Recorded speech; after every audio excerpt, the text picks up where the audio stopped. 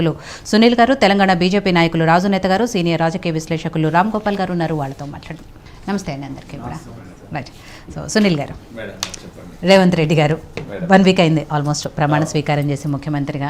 And ఎవరికైతే శాఖలు కేటాయించారో కొంతమంది మంత్రులకి వాళ్ళు ఒక్కొక్కళ్ళుగా ప్రమాణ స్వీకారాలు చేస్తూ వస్తున్నారు. వాళ్ళకి ఏదైతే కార్యాలయాలు కేటాయించారో వాటిలో బాధ్యతలు స్వీకరిస్తూ వస్తున్నారు. కాబట్టి పాలన ఇక వేగవంతం అందుకుంటుంది.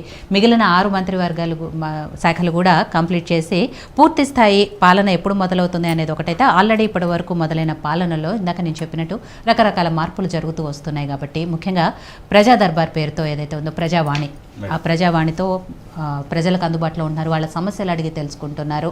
ఆ సమస్యలు త్వరితగతిన కంప్లీట్ చేయాలి, పరిష్కరించాలని చెప్పి అధికారులకు ఆదేశాలు ఇస్తున్నారు. విద్యుత్ శాఖలో అలాగే మిగిలిన శాఖల్లో కూడా ఏవైతే అవకతవకలు జరిగాయో వాటన్నిటి మీద కూడా రివ్యూలు చేస్తున్నారు. ఇవన్నీ కూడా రకరకాలుగా చేసుకుంటూ వస్తున్నారు. సో రేవంత్ రెడ్డి గారు తనదైన స్టైల్లో పాలన మొదలు పెట్టారా అనేది జరుగుతుంది. కాబట్టి ఏమనిపిస్తోంది ఈ వారం రోజుల్లో? ముందుగా ఏటి ప్రేక్షక మహాశైలకు నా నమస్కారాలు, విజిత మేడం గారికి, అట్లాగే ప్యానల్లో ఉన్న వారందరూ కూడా నా ప్రత్యేక నమస్కారాలు తెలియజేస్తున్నాను.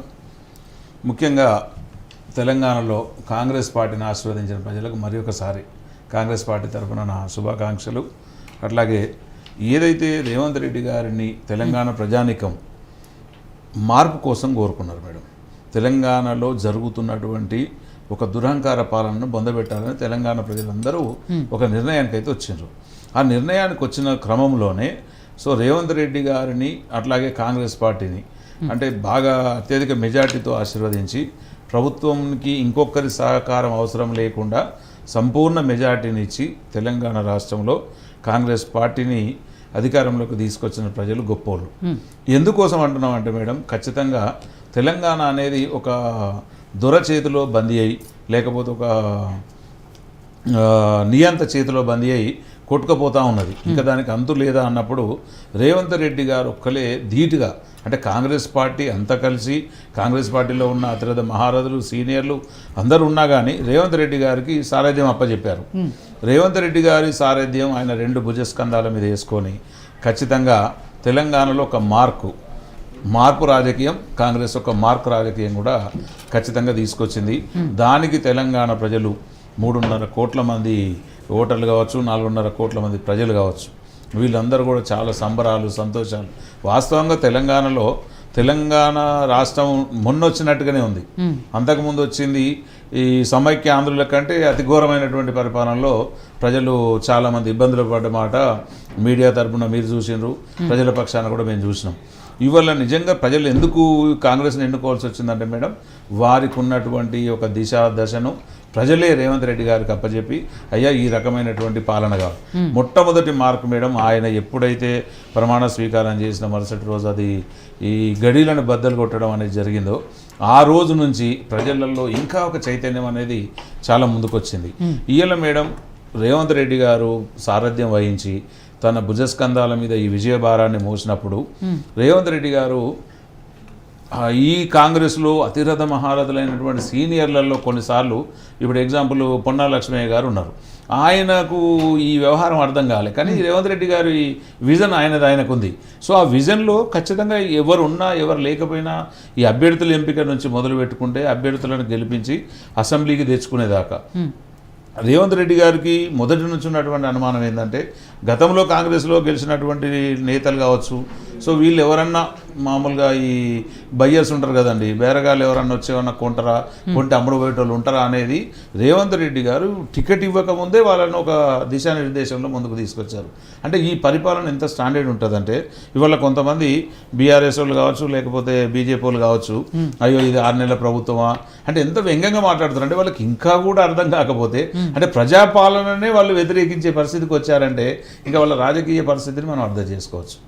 ఇవాళ పాపం కేసీఆర్ గారు మాజీ ముఖ్యమంత్రి గారు తను కూడా అంటే హాస్పిటల్లో పడి, సో ఏ టెన్షన్ అయినా ఏదైనా ఒక హీరోని చూసినప్పుడు ఎవరికైనా భయం అనేది అయితే స్టార్ట్ అవుతుంది. సో ఇంటర్నల్గా కేసీఆర్ కేటీఆర్ హరీష్ రావుల మధ్య ఏం జరిగిందో కూడా మాకు తెలియదు, కానీ ప్రజలు మాత్రం ఖచ్చితంగా ఒక మార్పును కోరుకున్నారండి.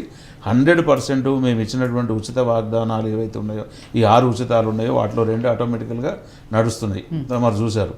తర్వాత బడ్జెట్ను బట్టి కూడా మంచి ఇంటలెక్చువల్ సపోర్ట్ తీసుకొని ఆర్థిక నిపుణుల సపోర్ట్ తీసుకొని ఇవాళ కేసీఆర్ గారు మొత్తం నాశనం చేసి ఎన్ని లక్షల కోట్ల అప్పు పెట్టిరో మీరు తెలుసు మీడియాలో. సో అన్ని లక్షల కోట్ల అప్పుల్లో కూడా ఇలా ధైర్యంగా అంటే ఇంకా ఏదో అక్కడ ఖజానా ఉంది నిండు కుండలాగా ఉంది పాలిస్తామన్నట్టు ఒక సంతోషంగా వారి ముఖాలలో ఆనందం వెల్లివిరుస్తూ ఇవి స్టార్ట్ చేశారు. ఇవాళ బీజేపీ వాళ్ళు ఉన్నారండి ఎక్కడ వాళ్ళు గెలిచిన 3 రాష్ట్రాలలో నిన్ననో మొన్న ముఖ్యమంత్రిని చేశారు. మాది 2 రోజులు లేట్ అయితే కోడై కూసినారు. ఏమవుతుందో ఇలా ఒక జాతీయ పార్టీ మేడం. ఇందులో ప్రధానులు ఉంటారు, ప్రధాన పాత్ర పోషించే వాళ్ళందరినీ అడ్వైస్ తీసుకొని ఢిల్లీకి వెళ్ళి కొన్ని ఫార్మాలిటీస్ ఉంటాయి. ఇవి కూడా అర్థం చేసుకోకుండా మాకు గెలిచిన ఆనందం లేకుండా ఏవేవో మాట్లాడారు. కానీ రేవంత్ రెడ్డి గారు కానీ కాంగ్రెస్లో గెలిచినటువంటి ఎమ్మెల్యేలు అందరూ కూడా అతిరథ మహారాజులు ధైర్యం కోల్పోలేదు మేడం. ఎక్కడైతే మనం ఖచ్చితంగా నిలబడి అన్యాయాన్ని ఎదిరిద్దాం, లేకపోతే అవినీతి పాతరేద్దాం, లేకపోతే ఈ అక్రమాలను అణిచివేద్దామని చెప్పి అణిచివేయాలని చెప్పి ప్రజలు ఎన్నుకొని మమ్మల్ని అసెంబ్లీకి పంపించారో 100% ప్రజా దీవెన ఉన్న పార్టీ కాంగ్రెస్ పార్టీ, ప్రజా ఆశీర్వాదం ఉన్న పార్టీ కాంగ్రెస్ పార్టీ. ఇదే ముఖ్యమంత్రి గారు పాపం ఎన్నికలలో తను తీర్పాటం లేకుండా 2 అంశాలండి. ధరణిని బంగాళాఖాతంలో వేస్తారట, మనం రేవంత్ రెడ్డిని బంగాళాఖాతంలో వేద్దాం.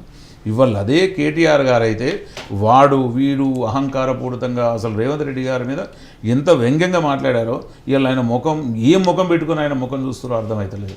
అంటే మేము ఏమంటున్నాం అంటే మేడం, రాజకీయాలలో పదవులు అధికారాలు అవకాశాలు వస్తుంటాయి పోతుంటాయి, కానీ కనీసం మానవ సమాజంలో ఒక మనిషికి ఇచ్చే విలువ మా రేవంత్ రెడ్డి గారికి కానీ కాంగ్రెస్ పార్టీకి కానీ ఇవ్వలేదు.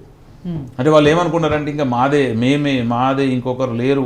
ఖచ్చితంగా అండి కేసీఆర్ గారు కానీ కేటీఆర్ గారు కానీ లేకపోతే కొంతమంది మేధావులు బీఆర్ఎస్లో ఖచ్చితంగా ఏదేమైనా మళ్ళీ ప్రభుత్వాన్ని మనం తెచ్చుకుందాం అడ్డదారులు అనుకున్నారు. కానీ ప్రజలు 101% అన్ని దారులు బంద్ చేసి వాళ్ళని చక్రబంధంలో ఇరికిచ్చారు. లేకపోతే మాత్రం మేడం ఇళ్ళ మళ్ళీ ఏదో జరిగేది. ఇవాళ కేసీఆర్ గారు పాపం తన హాస్పిటల్లో ఉన్నప్పుడు కూడా ఎంత పెద్ద పని చేసుకొని వెళ్ళారండి.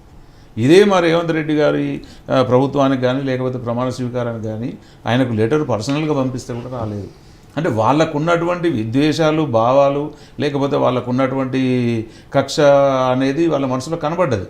కానీ అదే అతనికి కొంచెం చిన్న ప్రమాదం జరిగి తుంటి విరిగిందంటే 100% వెళ్ళి అంత ప్రజానీకంలో ఒక మంచి పేరు తెచ్చుకున్న నేత. అంటే రాజకీయాలలో కొత్త శకం ప్రారంభమైంది. ఇదే నిజంగా కేసీఆర్ గారు ఒకవేళ ఇంకెవరికన్నా అయితే వచ్చి చూసేవాడా లేదా అనేది అది ప్రజలు అర్థం చేసుకున్నారు. అంటే కోమటిరెడ్డి వెంకటరెడ్డి గారికి బాగాలేదు అంటే కవిత గారు వెళ్ళి పరామర్శించారు. అదే మేడం, ఆఫ్ కోర్స్. అంటే ఇక్కడ జరిగింది ఏంటంటే మేము నిన్నగాక మొన్న జరిగిన ప్రమాణ స్వీకారానికి మంచిగా వాళ్ళకి ఆహ్వానం తెలియజేస్తే రాలేకపోయారు. అంటే మేము ఏమంటున్నాం మేడం, తెలంగాణలో రాజకీయాల్లో కొత్త మార్పు మొదలైంది.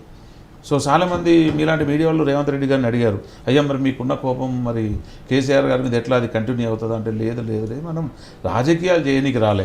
ఒక్కటి చెప్తాం మేడం నేను రేవంత్ రెడ్డి గారి గురించి, ప్రజల్లో నుంచి పుట్టే లీడర్లు చాలామంది ఉంటారు, ప్రజల కోసం పుట్టే లీడర్లు కొంతమందే ఉంటారు, అందులో ఒకరు రేవంత్ రెడ్డి గారు. అంటే ఇవాళ ప్రజా దర్బారు ఇంతమంది అభినవ రాజశేఖర రెడ్డి గారి తర్వాత మళ్ళీ కేవలం రేవంత్ రెడ్డి గారికి ఆలోచన వచ్చింది ప్రజా దర్బార్ అనేది. అంటే మేడం ఒకటి ఇవాళ ప్రజా దర్బార్లోను కూడా బీఆర్ఎస్లో తక్కలపల్లి వరంగల్ ఎమ్మెల్సీ ఏదో ఉందండి ఆయన పేరు ఏదో రవీంద్రరావు గారు ఎంత అధిగా మాట్లాడారంటే చెప్పినా కూడా వినలేదు కాబట్టి ఇవాళ బీఆర్ఎస్ కి రిజల్ట్స్ వచ్చినాయి. అది మేడం కనుక మేము ఏమంటున్నాం అంటే దయించి రాజకీయాలను రాజకీయాలుగానే చూద్దాం, మనిషి విలువ మనిషికి ఇద్దాం. ఎందుకంటే ఇవాళ రేవంత్ రెడ్డి గారు ముఖ్యమంత్రి, రేపు ఇంకోళ్ళు ఉంటారు, రేపు ఇంకోళ్ళు. ఇది కాంగ్రెస్ కూడా శాశ్వతమా మేడం? ప్రజలు ఎవరినైతే ఆశీర్వదిస్తారో వాళ్ళు 5 ఏళ్ళే, 5 ఏళ్ళ తర్వాత ఇంకా మంచి రిజల్ట్ ఉండి ఇంకో 5 ఏళ్ళు అట్లా ముందుకు పోవాలి తప్ప ఇవాళ ఒకళ్ళని తిడితే ముఖ్యమంత్రి అవుతామో లేకపోతే ఒకళ్ళని మనం నిందిస్తే ముఖ్యమంత్రి అవుతామో అనేది కరెక్ట్ కాదు. ఇవాళ రేవంత్ రెడ్డి గారి మార్క్ ఎక్కడ స్టార్ట్ అయింది? ఇవాళ మీరు అన్నట్టు ఈ టీఎస్పీఎస్సీ అనేది ప్రక్షాళన మొదలైంది. అంటే దాని మీద వీళ్ళు పూర్తిగా నిరుద్యోగులు నాశనం చేశారు, అదొకటి మొదలైంది. తర్వాత ఇవాళ ఎవరైతే సిపి గారు వచ్చారో సిపి బాస్, ఆయన అయితే ఆల్రెడీ ముందే ఈ డ్రగ్స్ మీద కానీ దాని మీద కానీ ఒక పెద్ద అంటే బ్రహ్మాండమైన ప్రకటన చేయడం జరిగింది. అంటే ఒకటి మేడం, పోలీసు శాఖ ప్రజల కోసమే పనిచేయాలి. ఇదే బీఆర్ఎస్లో ప్రజల కోసం ఎక్కడ పనిచేయాలి? కేవలం అధికారుల కోసం, ఎమ్మెల్యేల కోసం, ఎంపీల కోసం, ముఖ్యమంత్రి కాపుగాయనికి తప్ప ప్రజాక్షేమంలో ఎక్కడ పనిచేయలేదు, ముందుకు రాలేదు. కనుక ఖచ్చితంగా ఈ ప్రజలు ఎన్నుకున్న ప్రభుత్వం కాంగ్రెస్ కాబట్టి ప్రజల రుణం తీసుకోవడానికి, ప్రజాసేవలో ముందుండడానికే ఉంటారు. తర్వాత మేడం మీరు గమనిస్తే మంత్రులలో ఎట్లా తీసుకున్నారో మీరు చూడండి. అంటే అన్ని సామాజిక వర్గాలు కావచ్చు, కోణాలు కావచ్చు, ప్రాంతాలు కావచ్చు, జిల్లాలు కావచ్చు. సో ఖచ్చితంగా ఇది ఈ 5 సంవత్సరాలే కాదండి, నిజంగా ప్రజల ఆశీర్వాదం ఉంటే మళ్ళీ వచ్చే టర్ములో కూడా కాంగ్రెస్ ఉంటుంది. ఈవెన్ ప్రజాభవన్ని కూడా డిప్యూటీ సీఎం గారికి అధికారిగా నివాసం చేశారు మేడం. అంటే ఒకటి మేడం, అంటే ఎందుకండి అట్లా చేశారంటే ఇవాళ రేవంత్ రెడ్డి గారు ఉండే జూబ్లీ హిల్స్ నుంచి ఇక్కడ రావాలంటే ప్రజలు నష్టపోతారు, ట్రాఫిక్లో వెయిట్ అవుతుంది. కాబట్టి వెంటనే ఆ వెనకాల ఉన్నటువంటి మున్సిపల్ బిల్డింగ్ ఏదైతే ఉందో దాన్ని నా కోసం ఏర్పాటు చేయండి, అంటే నేను వచ్చి అక్కడ కలిసేటట్టు, మాట్లాడేటట్టు. అంటే ఒక నేత ఏం ఆలోచించాలి మేడం, ప్రజలను అణచివేయాలని కోరుకోవద్దు, తొక్కాలి, వాళ్ళ మీద నడవాలని కోరుకోవద్దు. అంటే మన వెసులుబాటు చూసుకొని ప్రజలకు ఎక్కువ ఉపయోగపడేటట్టు, వాళ్ళ సర్వీసులు ఎక్కువ ఉపయోగపడాలి తప్ప ఏదో ప్రజలు చూస్తున్నారని చెప్పి అమెరికా ప్రెసిడెంట్ వెళ్ళినట్టు, లేకపోతే రష్యా అధ్యక్షుడు వెళ్ళినట్టు ఇట్లా చేసుకొని రాష్ట్రాన్ని 9 ఏళ్ళు నాశనం చేశారు, ప్రజలను కూడా చాలా ఇబ్బందుల పాలు చేశారు. కాబట్టి ప్రజలు వాళ్ళని బండకేసి కొట్టిరు, వాళ్ళు మారుతారని మేము అనుకుంటున్నాం. ఇంకా కూడా మాకు వ్యతిరేకంగా మాట్లాడితే ప్రజల్లో వాళ్ళకే వ్యతిరేకత వస్తుంది తప్ప సానుకూలత రాదు. రైట్. సో మనతో పాటు డిబేట్లో జాయిన్ అయ్యారు బీఆర్ఎస్ సీనియర్ నాయకులు మల్లెపాక యాదగిరి గారు. తనతో కూడా మాట్లాడదాం. నమస్తే అండి యాదగిరి గారు. సో బీఆర్ఎస్కి సంబంధించి అంటే గతంలో 9.5 ఏళ్లలో బీఆర్ఎస్ ప్రభుత్వం చేసిన తప్పుల కారణంగానే ఇవాళ ప్రతిపక్షంలో ఉన్నారు. కాంగ్రెస్ పార్టీని నమ్మారు కాబట్టి అధికారంలోకి తీసుకొచ్చారు అనేది కాంగ్రెస్ పార్టీ నాయకులు మొదటి నుంచి కూడా చెప్తున్న మాటే.